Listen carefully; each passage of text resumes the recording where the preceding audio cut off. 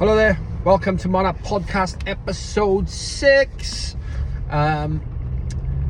Slightly different today. We're going to be driving. I got about 2.5 hour drive, so I thought we would do it now. So apologies if I'm looking at the road a little bit, but I don't want to crash. But I'm totally hands-free, as you can see. My hands are on the steering wheel down here. That's on a stand. Fab, all good.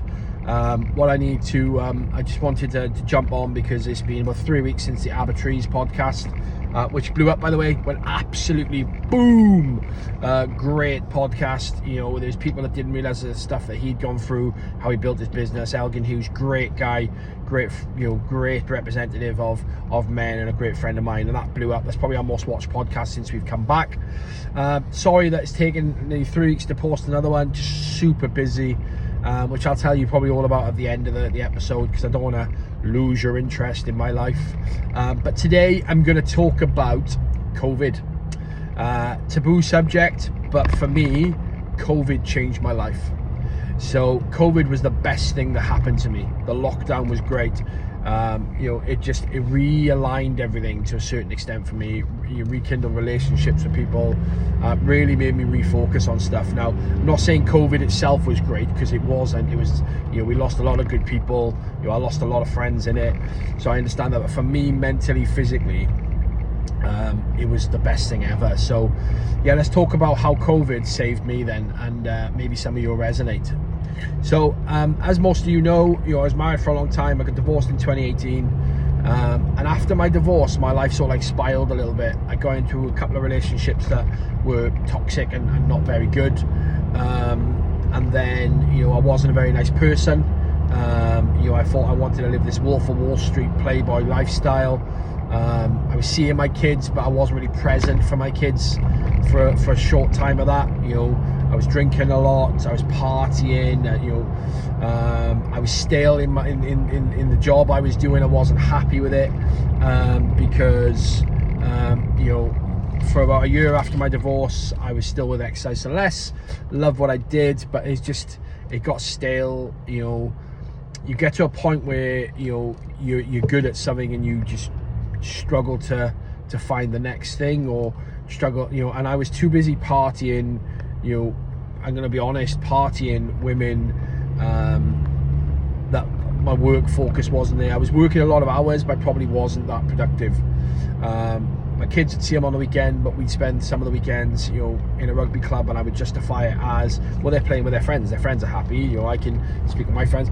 And they did, look, they enjoyed it and they loved it. And they'll say that's the best part of Daddy that they loved at that point, because I seemed a much happier person than I was when I was married to their mum. But it was all a facade. About a year later, 2019, I left Exercise for Less and took a very similar role with DW Fitness First, but the job was more or less the same. I just changed the name above the door.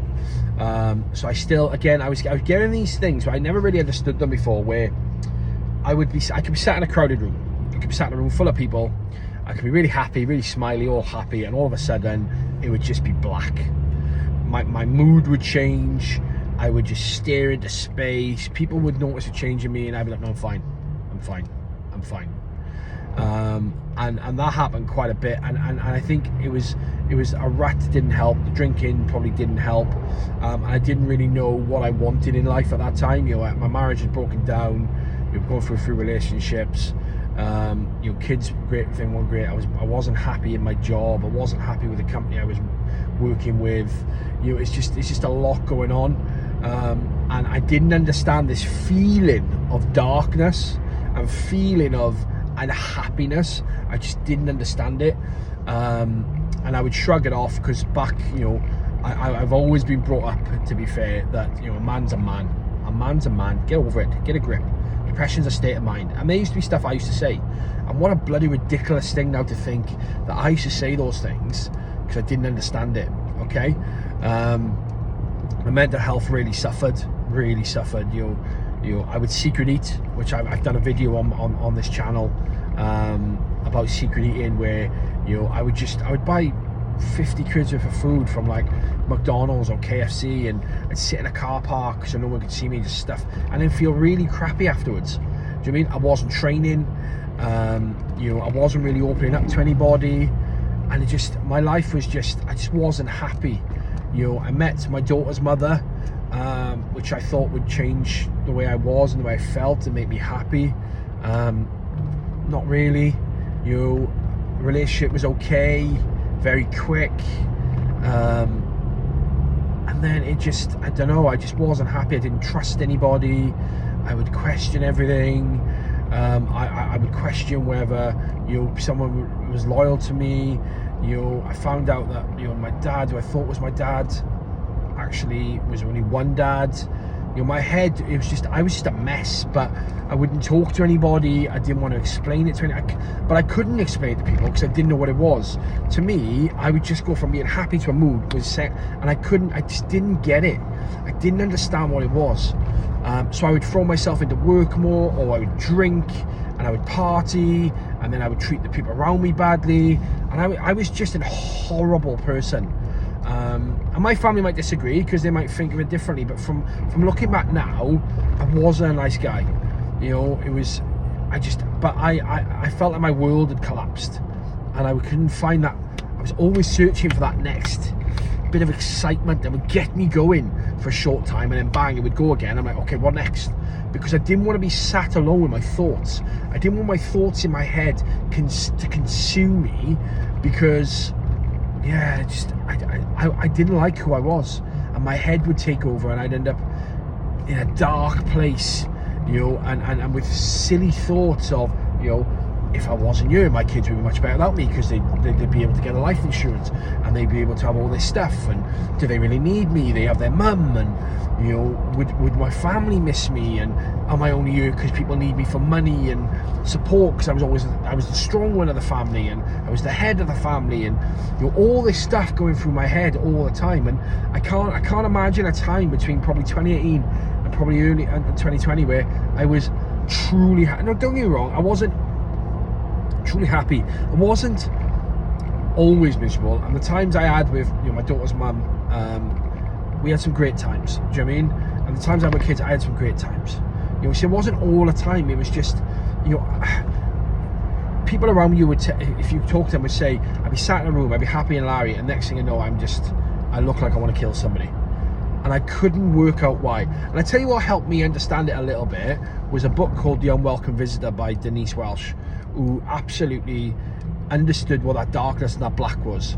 So I started to understand it, but I didn't want to admit it. So I understood that's probably happening to me. I'm probably, let's call it depressed, or whatever you want to call it, suffering with mental health. But I didn't want to admit it. So I knew it, but my heart didn't want to admit it, because I'm strong. I'm a strong man. I don't need anybody. That's what I kept telling myself. So then, coming to 2020, still doing the same old. You know, it was before my youngest daughter was born. We were probably on the verge of splitting up, me and her mum. You know, we wasn't happy. And then lockdown happened. Lockdown hit, and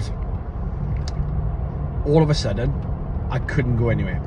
All of a sudden, I couldn't work all the hours. All of a sudden, I couldn't go to the pub and get drunk.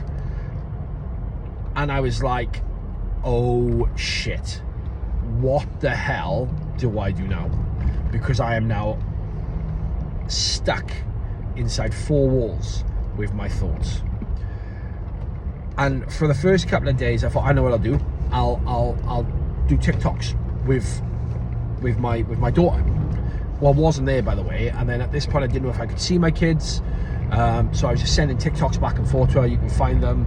I have a TikTok account, King Davis 84. Go and have a look at it. You'll see back in the you know, I did nearly a TikTok every day in lockdown, because it was something.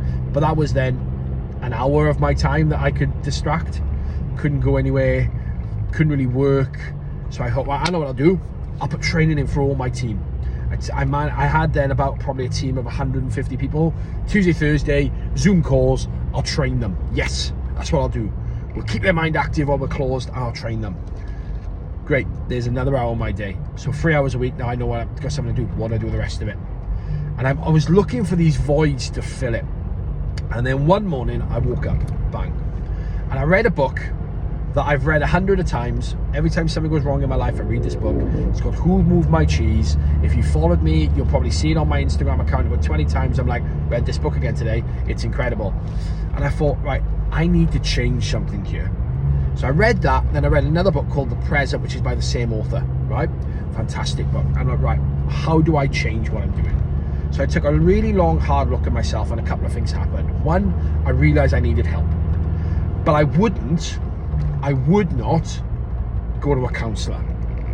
Pride thing, stupidity, wouldn't do it. So I met a guy called Miles Grant on LinkedIn, and I started having sessions with him. And his sessions, if I say to you, are absolutely flipping incredible. They're absolutely flipping incredible. He is the best life coach I've ever met in my life. I would say better than Tony Robbins, but I'm biased. So I started having a couple of sessions with him, and I'm like, ooh, I like the way this guy's thinking. Yes, putting some stuff in place. I then decided, you know what, I'm going to stop drinking. Because in the beginning of lockdown, boom, boom, boom, boom, there was no reason not to, blah, blah, blah, blah, blah, no reason not to, blah, blah, blah, no. Then I found out that my partner at the time was pregnant, so I thought, right, I need to be better for this child, like my other 3 kids. So I stopped drinking, and therefore I know what I'm going to do. I'm going to get up every morning and train, every single morning and train. So I got up every morning and I did a workout at home. Then I text my ex-wife and I was like, I want to see the kids every 3 days. Or I want to see the kids more. I don't mind having them with me the entire lockdown, I just want to see them more. We then arranged I could have them every 3 days. When we realised that we could co-parent and we were allowed every 3 days, bang, that was good. Realised I lived next to the beach. So let's use the beach, we can go for a walk, let's use the beach. So now my day had changed, my diet had changed. I did a 30-day healthy living thing where I so totally cleansed my body that, you know, I was eating fruit, I was eating, you know, I was using shakes, I was healthy eating, I'd cut out all crap, I'd stopped drinking, I was getting proper sleep, but I was still starting my day at 5 o'clock. I started meditating, I started doing yoga, and all of a sudden I felt so much better. But not just that, I say all of a sudden, it took time, but I stuck to the principles. And do you know why I stuck to it? Because I had no other distractions. I didn't have any other day-to-day distractions. I was in lockdown. We were all in lockdown. I started doing Zoom calls with my family every week. You know, we then found out, you know, we're gonna have a baby. You know, we started going for long walks with the kids. Started bike riding with the kids because we could after the end. My relationships with everybody just became so much better because alcohol wasn't involved. I didn't have time to dwell on stuff because if I felt like that black cloud had come over me, I would meditate.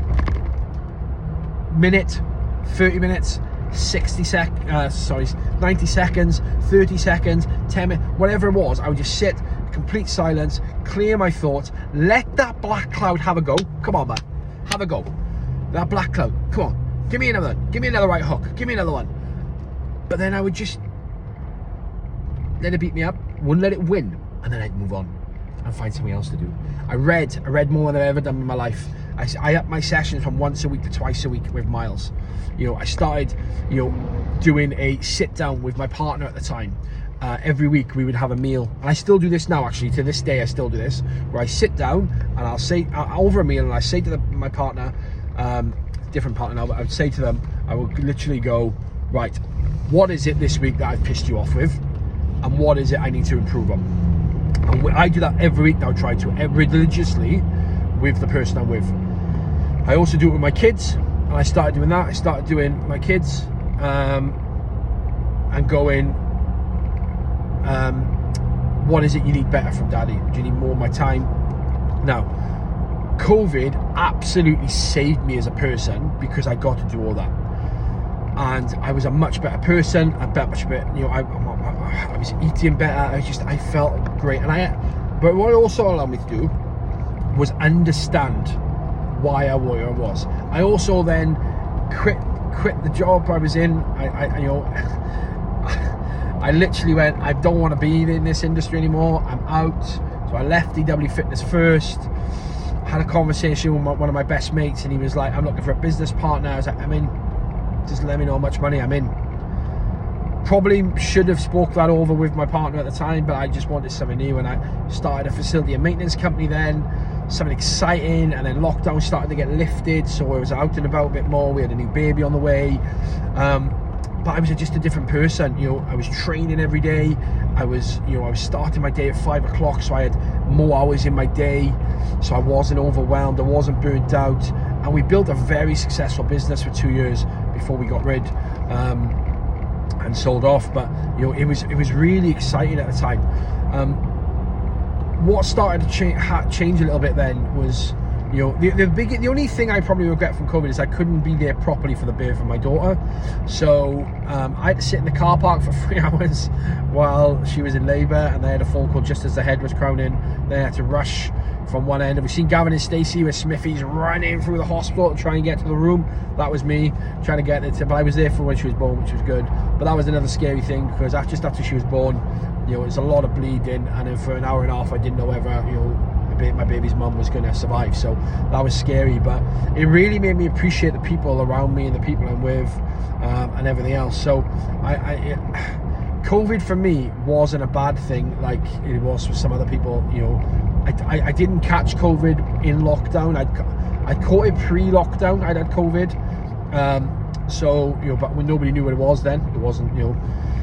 And then in lockdown, the time, and you know, if I could have that time back again, I would, because what I've realised now is when you come back into the real world, keeping all those habits is not as easy as we preach.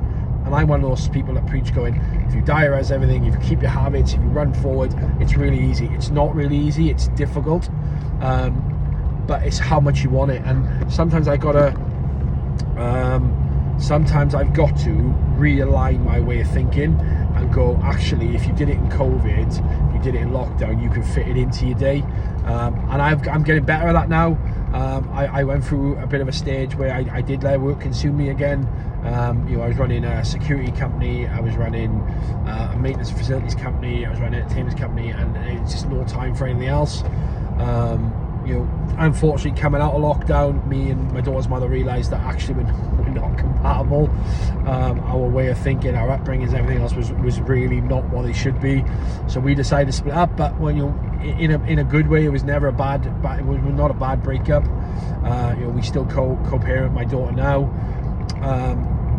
But then, you know, you meet people at different times, don't you? And you know, I met somebody else, which, you know, it all works out, and that's that. So what I will say is, I look back now on COVID and I think, do you know what? I really need to refocus my time and effort, because a lot of people lost their lives, a lot of people lost loved ones, a lot of people didn't get to do what I did, and that's reconnect with everybody. And look, I still did, but I still worked in COVID. I built a business, you know. I started life coaching. I started these videos in COVID. I started recording my workouts, even though I was a fat man trying to lose weight. You know, I had people come along the journey with me. You know, my other Instagram is Fat Man's Journey. And if you go back and see there, you'll see that I cooked, I did shakes, I did workouts, and I just recorded them and put them on Instagram. I was like, look, anybody else struggling with their weight like me? Because I've always struggled with my weight. You know, I've always gone up and down, up and down, up and down. And you know, in a previous video, I've talked about where I used to secret eat, where I would just sit in a car park, stuff my face, and then feel really crappy afterwards. But then I realised that was a coping mechanism for the way I was feeling, because I didn't understand why I was feeling the way I was feeling. You know, I've had dark times where I've sat in a bed and, you know, just stuffed my face watching crappy on TV, just because I don't understand why I'm feeling the way I'm feeling. But you know, now I try and manage that a lot better. People around me know when I'm struggling, because I throw myself into work, or I become very one-word answers if I don't want to speak to people about stuff. But the people around me now also understand that sometimes you just need to leave me to it and I'll pull myself through, or sometimes you sit me down and you say to me, right, what is it that's the issue? What's bothering you? Why are you feeling like this? Talk to me. Let's have a conversation. Because for me, it's key. Because if we don't do it, the problem I have is I will let things overconsume me. I'll let things get in my head, and I become a very not so nice person to be around. And then I end up switching back to type of back then, where, you know, I'll just get drunk and blot it out.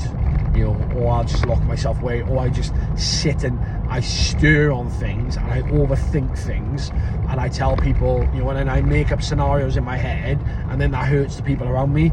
That's not who I'm trying to be now. I'm trying to be an open and honest person. Some people struggle with that. Some people struggle when I need to sit down and say to them, like, this is how I'm feeling, how are you feeling?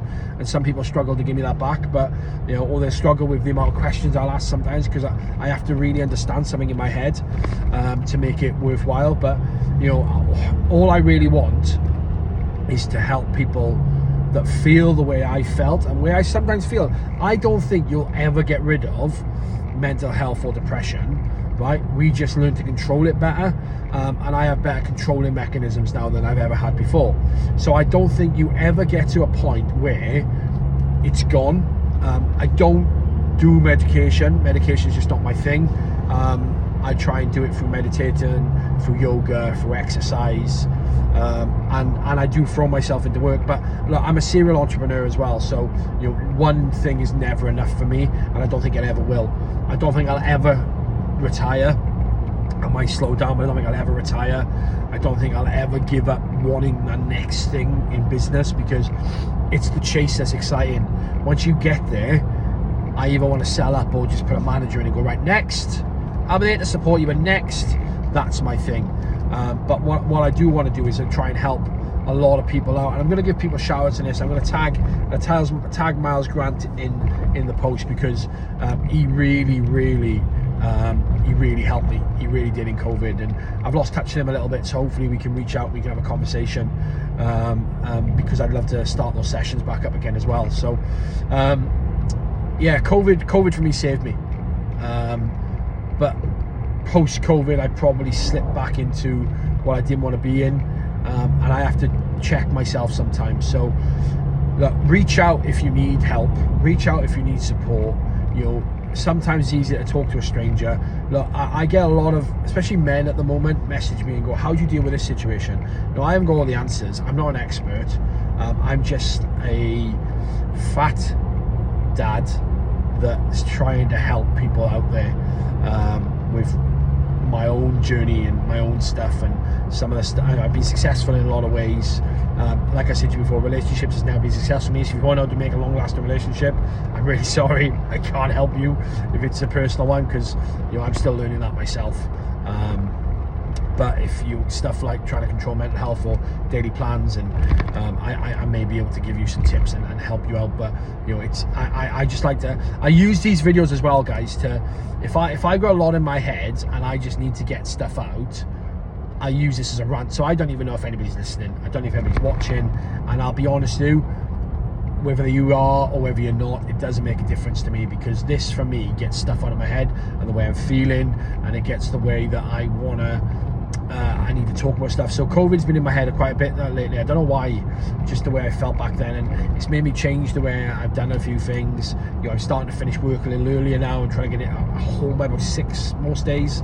That's early for me. Normally I'm still there 8, 9, 10 o'clock, and I'm back in the office at 6. So, you know, I'm trying to do little things. You know, last week I took the Saturday afternoon off completely and spent the time all day with kids, and all day Sunday, you know, day and a half just with the kids. That I'm not asking for, oh, well done, Lee, you did well. No, that's just me going, well, I need to make more of an effort, because something I seen the other day was really big, and it's, you get roughly 16 birthdays, 16 Christmases, you get 16 school concerts before they don't need you as much anymore. And my oldest lad is 16 now, and it's showing that he's got his own life, he does his own thing, he's just went through his exams, and I've got a 13-year-old daughter that really needs me at the moment. I'm going to be there for her. You know, a 10-year-old son that, you know, really needs me at the moment, and then my other daughter, which is who I'm driving to see now, 2.5 hours, is 2, and I'm trying to be there for her as well. So it's really important that you put into perspective those things, and with what I'm starting to learn as well is, with a relationship, if you neglect the person you're with for other things, whether it be your work, whether it be your friends, whether it be another person, when that person's gone, you may regret it, because you didn't make the effort. And I'm watching a program at the moment called the Steel Steel murders, I think it is, murders in Port Talbot. But I tell you what's jumped out in that for me, the biggest thing that's jumped out of that for me, which is quite funny, it's not about the murders, not about how they caught them, not about DNA, it's how the police officer treated his wife, and how she sat on the edge of a bed with him 30 years after and said, it was never about the job, I understood how much you worked. It was about being excluded from everything you did. And I sat there last night and I was like, wow. So she understood the job he did, understood the hours he worked, understood it, but it was the fact that all they ever talked about was his job, but it was always his opinion and never really included. And when people come round and talk about the job, she just never felt included in the conversation. And I thought, wow, and she still stayed with him. But for me, it's like, wow, that resonated with me, because I'm like that. I'm all consumed with work. I don't share any of it with the people around me unless they work with me in like a business partner. But yeah, really just resonated with me that we sometimes expect so much from our partners and we give very little back in return, and then we think that they're not being supportive. It's mad, crazy. It just, yeah, that's the one thing. I've watched 3 episodes now, that's the one thing that jumped out at me was, wow, yeah, he's neglected her, he's treated her like shit. And I'm like, yeah, but you've done that. And I'm looking at myself going, you've done that. You've neglected people because you think your work is all consuming. It's crazy how you pick things up like that, isn't it? I definitely would recommend you diarise and journal stuff. I do it all the time. And I definitely would recommend that, look, you speak to people. Thank you for listening. I really appreciate it. I feel like a weight's been lifted off my chest now. Got some exciting stuff coming up. I've got the one of the mental health charity, Talking Outside the Scum Toots. I've got one of their patrons coming on to the podcast to talk about it. It's a mental health charity that talks about rugby players basically, but obviously reach out to it, so they're going to come on. I've got my ex-business partners coming on, and we're going to talk about his struggles, how we built the business, how we met, that sort of thing. That'd be really good. Got a loose woman coming on, can't say who she is right now, but she'll be on, and a pro boxer's also coming on. So we got so much stuff happening at the moment. It's incredible. I've also got some exciting news. I was on a call at 7 o'clock this morning with a well-known fitness platform from Australia that I've just got the permission to launch with somebody else in the UK, which will be massive. Literally confirmed all this morning. Need to speak to some people, and then I will tell you all about it. So look out for that. That's going to be huge, and obviously busy with doing everything else as well. So thank you for listening. If you want to share. If you don't and you don't care, that's fine. All I'll ask is, guys, be kind to each other. If you don't agree with anything I say, that's fine. I'm not going to get into a debate with people about it. It's my opinion, it's the way I talk, and it's just therapy for me, this is. If you want to follow me, it's Man Up Podcast on all socials, or Podcast Man Up, one or the other. Reach out to me if you want to. If not, I will see you all guys in a week or so. Have a great day, have a great weekend, and take care.